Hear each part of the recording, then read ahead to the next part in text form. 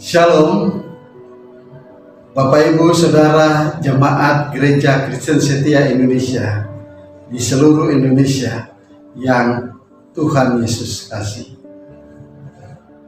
Dalam ibadah Minggu Raya hari ini, kita akan membaca dan merenungkan kebenaran firman Tuhan yang akan menjadi dasar dan pedoman bagi kehidupan kita, baik hari ini maupun untuk hari-hari yang akan datang.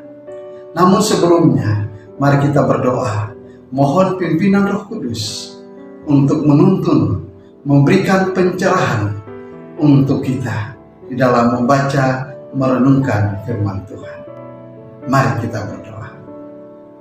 Ya Tuhan, ya Allah, Bapa kami yang Maha Mulia, Maha Kudus, terpujilah Engkau ya Tuhan atas rahmat dan pengasihan, perlindungan, penyertaan-Mu bagi kami satu minggu yang sudah lewat. Kami bersyukur bahwa pada hari ini, dalam ibadah Minggu hari ini, kami lagi diberikan hak istimewa, kesempatan untuk membaca dan merenungkan firman. Doa kami kiranya Roh Kudus, Roh Allah yang Maha Suci itu menerangi hati dan pikiran kami, memberikan pada kami pencerahan untuk memahami, mengalami, dan melakukan firman Tuhan. Ya Bapa yang Maha Mulia, Maha Kudus, Bapa yang Maha Kasih, berfirmanlah ya Tuhan, karena kami umat-Mu, jemaat-Mu, telah siap untuk mendengarkannya. Dalam nama Tuhan Yesus, firman yang hidup, kami berdoa. Amin. Jemaat yang Tuhan Yesus kasihi, mari kita membaca firman Tuhan dari Injil Yohanes pasal 4 ayat 1 sampai ayat 24. Injil Yohanes pasal 4 ayat 1 sampai ayat 24. Lembaga Alkitab Indonesia memberikan judul Percakapan Yesus dengan Perempuan Samaria. Ketika Tuhan Yesus mengetahui bahwa orang-orang Farisi telah mendengar bahwa Ia memperoleh dan membaptis murid lebih banyak daripada Yohanes, meskipun Yesus sendiri tidak membaptis, melainkan murid-muridnya, Ia pun meninggalkan Yudea dan kembali ke Galilea.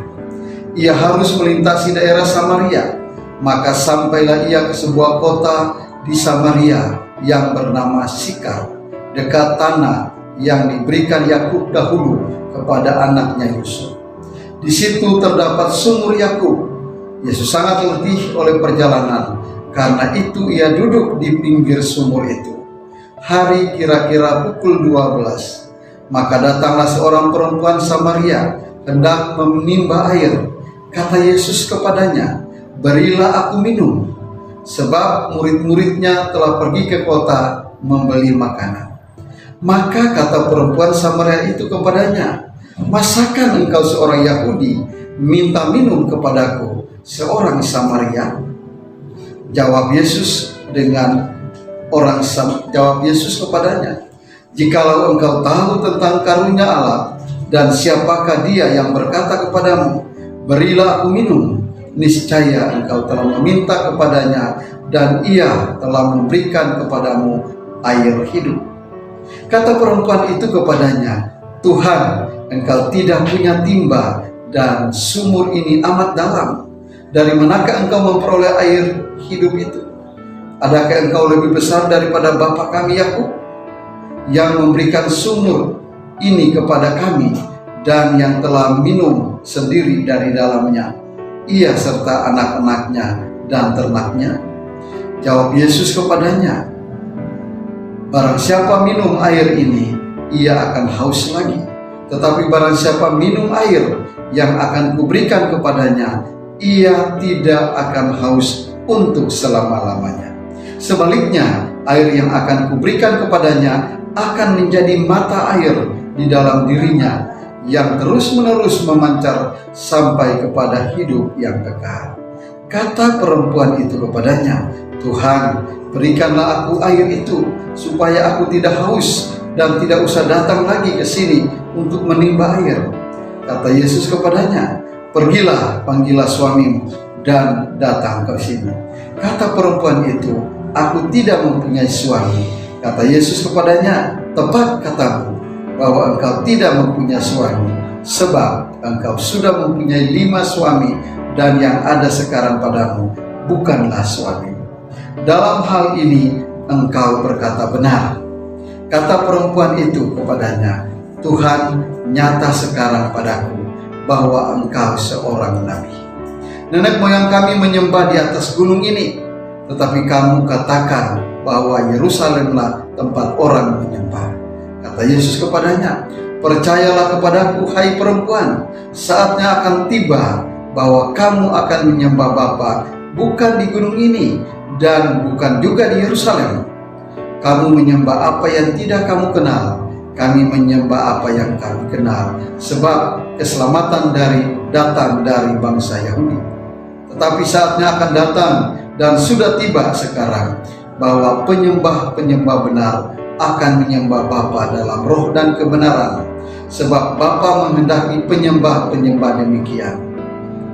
Allah itu roh, dan barang siapa menyembah Dia harus menyembahnya dalam roh dan kebenaran."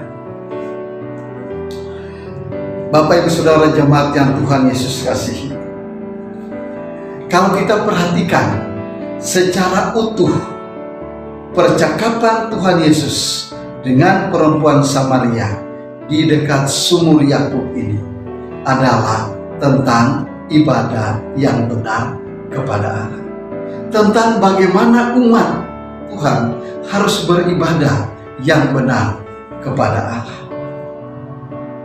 Sehingga apa yang kita perhatikan percakapan yang secara dialogis. Yesus bertanya, perempuan itu menjawab, Yesus bertanya, perempuan itu menjawab, perempuan itu bertanya, Yesus menjawab, dan seterusnya. Dan akhirnya muaranya sampai ke ayat 23 dan 24. Dan inti pembicaraan itu adalah tentang ibadah yang benar kepada Allah. Ini bersangkut paut juga dengan tempat dan cara serta ekspresi atau apa yang muncul dari kehidupan manusia dalam ibadah kepada Allah. Tema kita ialah gereja yang menyembah dan melayani. Gereja yang menyembah dan melayani. Bagaimana gereja, bagaimana umat Tuhan itu menyembah Allah, dan dalam penyembahan itu juga muncullah upaya usaha untuk melayani. Dan siapa yang menyembah, siapa yang melayani, siapa yang disembah, siapa yang dilayani. Maka pada kesempatan ini saya memberikan tema yang lebih spesifik lagi, yaitu sebagaimana ayat 23 dan 24 tadi, yaitu menyembah dalam roh dan kebenaran. Ini kalimat yang tidak asing bagi kita, tidak ada asing. Tetapi mari kita melihat prinsip-prinsip apa yang terkandung di dalamnya, supaya kita menjadi gereja yang menyembah dan melayani. Itu bukan sekedar slogan, bukan sekedar tema, tetapi itu menjadi aktivitas kita, itu menjadi kegiatan kita, dan itu menjadi kesaksian kita di tengah-tengah dunia ini. Bapak Ibu Saudara jemaat Gereja Kristen Setia Indonesia yang Tuhan Yesus kasih, mari kita melihat beberapa prinsip penyembahan yang benar, penyembahan di dalam roh dan kebenaran kepada Allah. Yang pertama, menyembah itu bersangkut paut dengan relasi Allah dengan Allah dan firman. Pada waktu umat Tuhan menyembah, itu harus nampak ada relasi hubungan. Ia menyembah kepada Allah dan juga berdasarkan firman-Nya, berdasarkan perintahnya. Dalam perjanjian lama, Tuhan memerintahkan umat Tuhan melalui Musa hambanya supaya umat Israel selalu menyembah Allah. Oleh karena menyembah kepada Allah itu bersangkutan juga dengan tempat, maka Mesir bukan tempat umat Tuhan untuk menyembah pada Yahweh, kepada Allah Abraham, Ishak dan Yakub. Maka mereka dibawa keluar, masuk ke tanah perjanjian, supaya disitulah mereka bisa menyembah Allah secara benar, karena Allah menginginkan penyembah-penyembah yang benar. Maka firman Tuhan disampaikan, Musa harus meyakinkan Israel, bangsa Israel, bahwa Mesir bukan tempat mereka. Kanaan adalah tempat mereka, di mana Allah sendiri telah berjanji kepada Abraham, Ishak dan Yakub dan seterusnya. Oleh sebab itu, penyembahan yang benar adalah berhubungan dengan Allah dan firman. Gereja, kita menyembah, kita memuji Tuhan dalam ibadah-ibadah kita, tidak bisa lepas bahwa kita sedang menyembah kepada Allah berdasarkan firman-Nya. Tidak bisa orang katakan yang penting saya menyembah Allah, firman Tuhan tidak perlu. Itu sesuatu yang salah, karena dasar untuk menyembah kepada Allah adalah firman Tuhan. Perintah Tuhan yaitu firman. Dalam perjanjian baru lebih ditekankan lagi, ya, bahwa memang perjanjian lama memfokuskan bait Allah menjadi fokus utama, tempat ibadah, tempat penyembahan. Tapi dalam perjanjian baru lebih lagi lengkap, bahwa menyembah Allah itu memang tidak terikat pada tempat, tetapi muncul dari hati, dari kehidupan manusia itu sendiri. Hal itu yang disampaikan juga oleh Tuhan sendiri, bagaimana pada dalam percakapan dengan Nikodemus, bahwa untuk menyembah Allah, seorang harus mengalami dulu kelahiran baru. Karena kalau tidak, ia hanya masuk dalam penyembahan yang bersifat legalitas hukum. Tidak suatu penyembahan yang lahir dari hati, dari hidup, yang bersama sungguh-sungguh meyakini akan kuasa, meyakini akan anugerah Tuhan dalam hidup. Sehingga dalam hal ini menyembah kepada Allah itu harus melibatkan seluruh aspek kehidupan manusia. Tidak hanya bibir, mulut saja, kata-kata saja, tetapi melibatkan seluruh eksistensi manusia menyembah kepada Allah. Unsur hidup manusia, tubuh, jiwa, dan roh terlibat langsung di dalam penyembahan itu.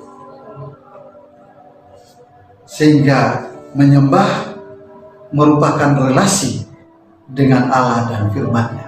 Itu menjadi sesuatu yang lahir, yang ada, yang datang dari diri kita, yang telah mengalami kelahiran baru, telah mengalami Kristus, karya Kristus di dalam hidup. Karena kalau tidak, hanya bersifat liturgi, bersifat seremonial, tidak salah memang, tetapi tidak menyentuh aspek yang paling penting dalam kehidupan kita, yaitu seluruh aspek kehidupan kita, tubuh, jiwa, dan roh, kita bawa untuk menyembah kepada Allah berdasarkan firman. Yang kedua, prinsip yang kedua di dalam menyembah kepada Allah adalah penyembahan itu merupakan ekspresi pengagungan kepada Tuhan.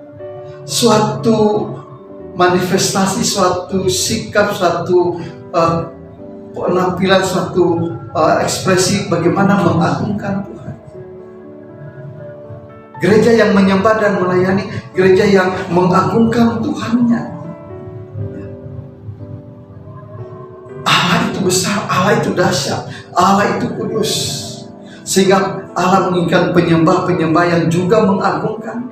Bukan sekedar menaikkan pujian tanpa ada satu ekspresi pengagungan, penghormatan kepada Allah. Sehingga seluruh tubuh ini dibawa untuk menyembah. Bukan saja bibir, mulut ini bergerak mengeluarkan kata kalimat, tetapi juga gerakan tubuh. Bahkan hati ini terungkap melalui ekspresi, melalui sikap. Kita sering terlalu alergi dengan menyembah angkat tangan itu kelompok tertentu. Ya. Tidak. Perhatikan dalam penyembahan dalam perjanjian lama, seluruh anggota tubuh ini umat bawa untuk menyembah Tuhan, bahkan sampai dengan rebah ke tanah. Tapi betapa sombongnya manusia sekarang dalam menyembah Tuhan, sikapnya tidak menghormati, tidak mengagungkan Tuhan. Jadi prinsip yang kedua di dalam menyembah ialah ekspresi pengagungan, mengagungkan Tuhan, meninggikan Dia, baik dengan kata-kata, dengan ungkapan, dengan nyanyian, juga dengan ekspresi tubuh. Sehingga penyembahan itu adalah penyembahan yang melibatkan seluruh eksistensi kehidupan kita.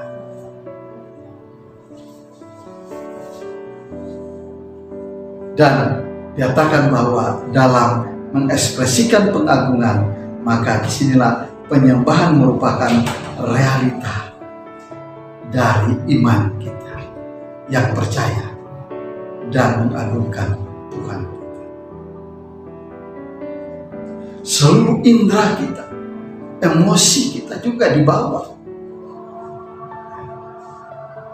Hal menyembah Tuhan hal yang baik, emosi juga harus terlibat. Bukan saja marah-marah baru emosi terlibat, bukan saja berkelahi baru emosi terlibat, tapi menyembah Tuhan juga emosi terlibat di situ. Bisa saja sampai menangis, silakan, karena itu ekspresi pengagungan. Dan inilah yang diinginkan Tuhan dari umat. Prinsip yang ketiga, menyembah merupakan relasi dengan Allah Tritunggal. Ada sebagian orang katakan yang penting menyembah itu adalah menyembah Roh Kudus.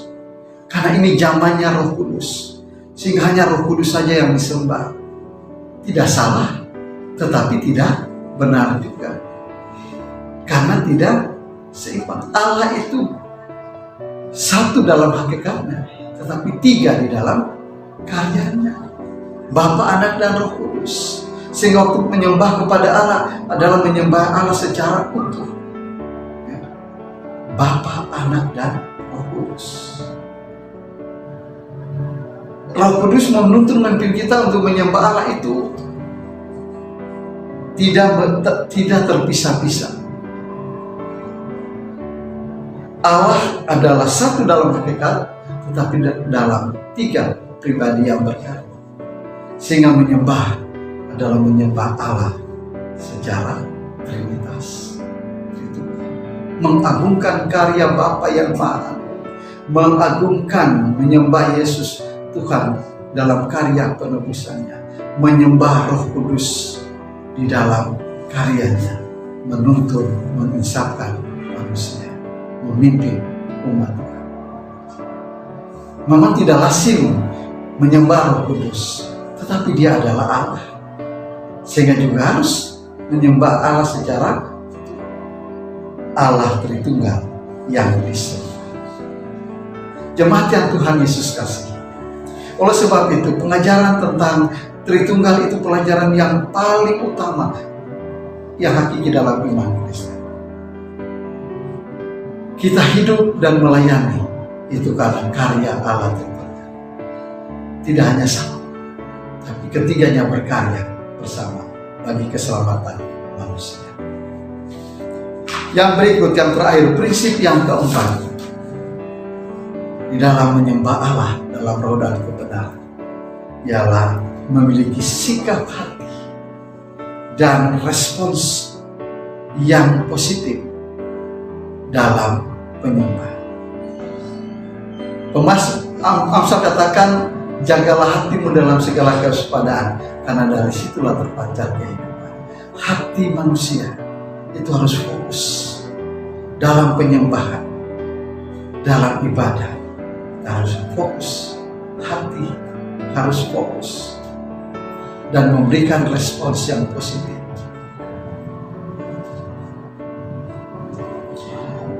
John MacArthur dia membagi penyembahan itu dalam 3 dimensi bersangkut dengan sikap hati, respons. Yang pertama bahwa dalam penyembahan itu tercermin bagaimana seseorang itu bersikap. Ya.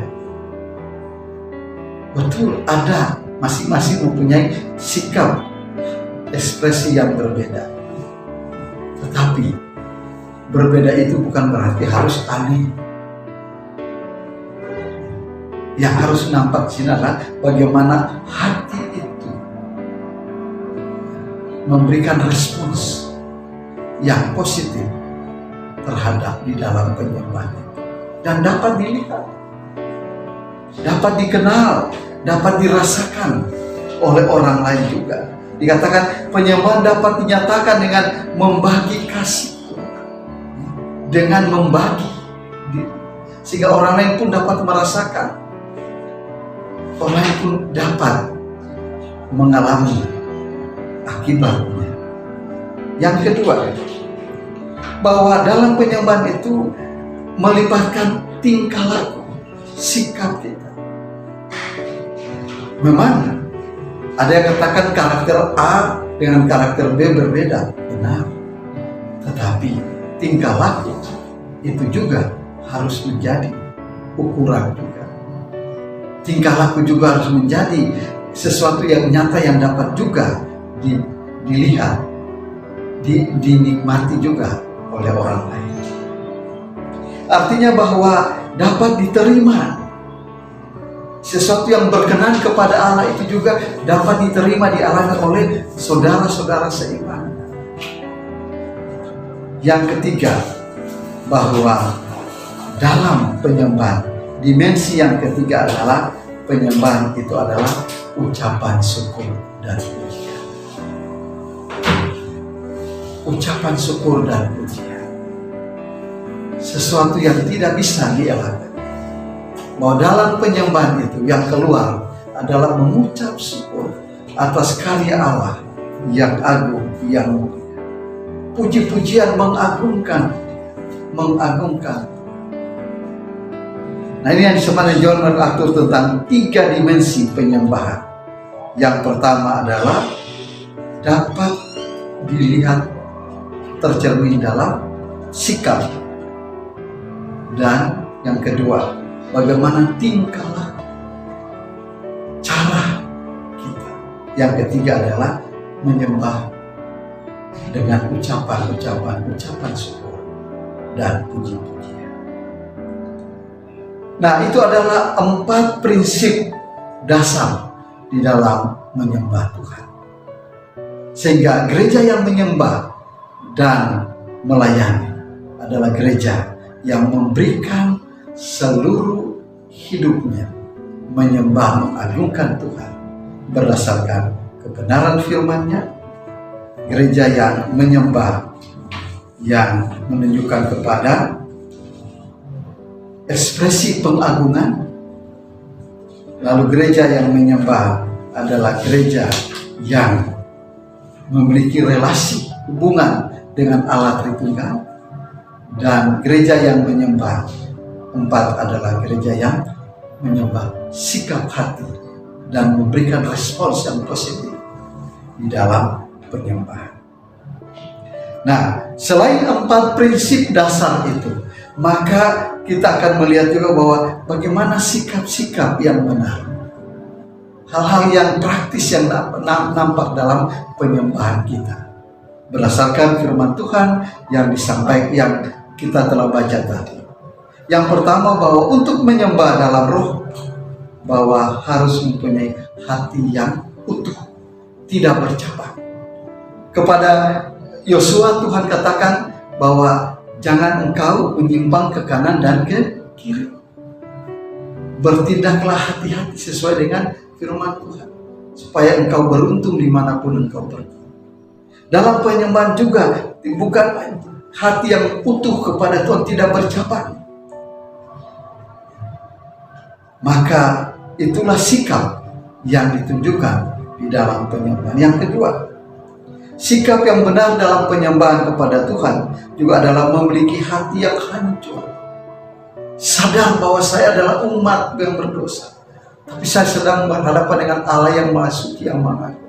Sehingga pengagungan saya kepada Tuhan itulah pengagungan berdasarkan hati yang hancur, yang mengagungkan, yang mengucap syukur atas kelayakan yang diberikan Tuhan, sehingga saya dapat menyembah yang seharusnya tidak bisa. Lalu yang ketiga, bahwa penyembahan itu harus didasarkan pada kerendahan hati, bukan datang dengan keangkuhan, kesombongan. Karena Tuhan tidak senang, tidak suka dengan orang sombong, tapi Tuhan sangat senang dengan orang yang rendah hati. Lalu yang keempat, bahwa penyembahan itu didasarkan pada kasih. Kasih kepada siapa? Tuhan katakan, kasihilah Tuhan Allahmu dengan segenap hatimu, segenap jiwa, segenap matamu. Kasih. Menyembah Tuhan dengan didasarkan pada kasih. Kasih kepada Allah, kasih kepada Yesus. Lalu yang kelima, bahwa dalam penyembahan adalah penyembahan yang menyatakan sikap berserah, sikap mengandalkan, sikap pasrah, berserah. Tidak datang dengan kekuatan, kemampuan, merasa kuat, tapi datang dengan suatu sikap berserah kepada Tuhan. Lalu yang keenam, bahwa penyembahan merupakan respons, sikap, respons kita kepada apa yang Tuhan sudah berikan, kerjakan bagi kita. Tuhan sampaikan kepada perempuan Samaria itu bahwa penyembahan yang benar adalah penyembahan yang memberi hidupnya. Dan penjelasan-penjelasan awal itu sampai pada titik di mana ayat 23 dan 24, ya, di mana penyembahan kepada Allah adalah penyembahan seluruh kehidupan diserahkan, diberikan kepada Tuhan. Allah itu roh, dan barang siapa menyembah Dia harus menyembahnya dalam roh dan kebenaran. Ini bersangkutan dengan seluruh kehidupan kita. Istilah kebenaran itu bersifat juga dengan hal-hal yang bersifat juga praktis, hal-hal yang bersifat tingkah laku, sikap, moral juga. Oleh sebab itu, jemaat yang Tuhan kasihi, menjadi gereja yang menyembah dan melayani, tidak ada alternatif yang lain. Ajaran Tuhan Yesus ini jelas di ayat 23 dan 24, bahwa menyembah kepada Bapa dalam roh dan kebenaran. Menyembah kepada Allah. Dalam Roma 12 ayat 1, ibadah yang benar adalah mempersembahkan seluruh tubuh ini.